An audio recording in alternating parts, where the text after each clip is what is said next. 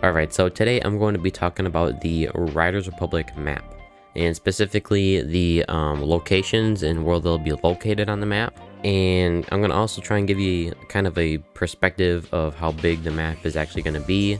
And then I'm also going to talk about some of the features and cool things that the map will be able to do. So I recommend you watch all the way through the video so you can take in all the information I got for you today. And before we get started, please do give this video a like if you find it at all helpful. And subscribe if you are new here. I'm trying to hit 1,000 subscribers. Quite a big goal for where I'm at now, but you gotta set a goal somewhere. And yeah, I think without further ado, I think we ought to get into the video. So first thing I want to talk about is all the locations that are going to be on the map. Now, if you've seen the trailers, you've probably seen all these locations, but I'm still going to go over them. First, we got Yosemite Valley. I'm not for sure how you pronounce that word. Yosemite is how I'm going to say it. I don't know. You might pronounce it different, but then we got Grand Teton, Sequoia Park, Canyonlands, Zion, Bryce Canyon, and Mammoth Mountain. So that's all the locations, but where are they actually going to be at on the map? Well, thanks to Nick and Mitch, which is another YouTube channel kind of similar to mine. They cover Riders Republic content. They did a video where they tried to figure out the map for Riders Republic, and this is what they came up with. Now, I'm not taking credit for this. They did this, and I will put their channel link in the description. I'm not taking credit for this. They did this. So but this was their kind of representation for what they think the map is going to look like, which I do think it's correct, or at least really close to correct, because in the trailers, which I'll put the trailer up on the screen right now, Ubisoft shows like a part of the map where you can see Yosemite Valley, Mammoth Mountain, and Zion and Bryce Canyon. If you kind of take what you see in that trailer and you then look at the map, you'll see that Yosemite Valley's up at the top, and then Mammoth Mountain is like right off to the side, but a little bit below it, and then Zion is like right where the desert starts, or I don't know, is that a desert? Kind of Canyonland, kind of, you know what I'm talking about, but, and then Bryce Canyon is way to the left of Zion, but a little bit below it.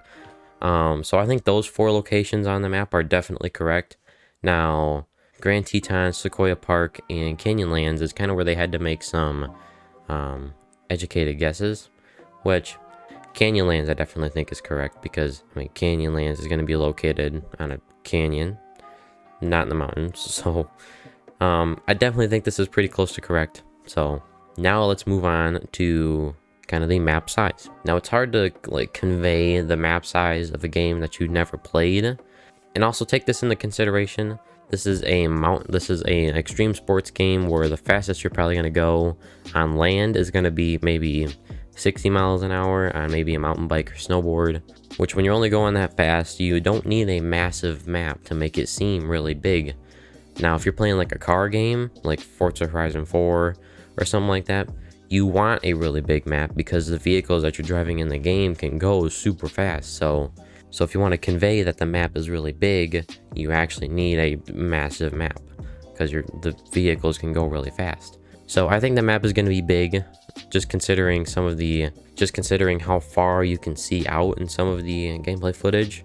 Now, moving on to some of the cool features of the map. Now, I found this article from Game Radar where they talk about the map for Riders Republic. And I'm going to put what they set up on screen, but I'm going to kind of summarize it. They said they both had the 2D map and 3D map, but the 3D map is actually going to be the game. And the map will actually be populated with players, and it'll be like real time and stuff like that. And it'll pretty much be the game, just from a bird's eye perspective, like way up in the sky. That's kind of what I got out of it.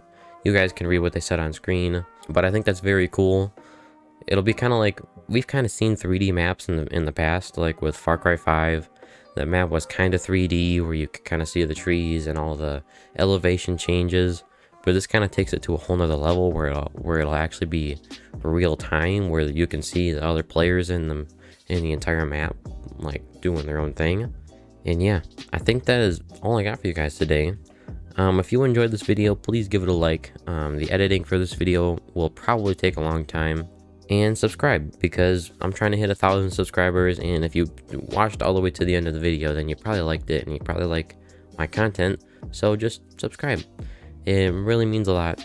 So yeah, I hope you have an absolutely wonderful day, and I'll see you in the next video. Peace.